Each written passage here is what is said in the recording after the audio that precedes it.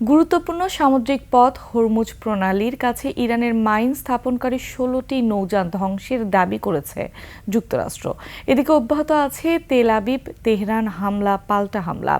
সামাজিক যোগাযোগ মাধ্যমে পোস্ট করে নৌযান ধ্বংসের দাবি করেন মার্কিন প্রেসিডেন্ট ডোনাল্ড ট্রাম্প। গুরুত্বপূর্ণ এই জলপথে মাইন বসালে ইরানকে কঠোর পরিণতির মুখোমুখি হতে হবে এমন হুঁশিয়ারি দেওয়ার অল্প সময় পরই তিনি এই দাবি করেন। এদিকে ইসরায়েলের হাইফায় একটি তেল ও গ্যাস শোধনাগার এবং জ্বালানি সংরক্ষণাগারে ড্রোন হামলা করেছে তেহরান। তেল আবিবের কাছে একটি উপগ্রহ যোগাযোগ কেন্দ্র ধ্বংস করেছে ইরানি বাহিনী। অন্যদিকে ইরান ও লেবাননে ক্ষেপণাস্ত্র হামলা জোরদার করেছে ইসরায়েল। ইসরায়েলি সেনাবাহিনী জানিয়েছে বৈরুতে দক্ষিণে হিজবুল্লাহ অবকাঠামো লক্ষ্য করে হামলা করা হয়েছে। হামলায় ইরানের 4 জন কূটনীতিক নিহত হয়েছেন।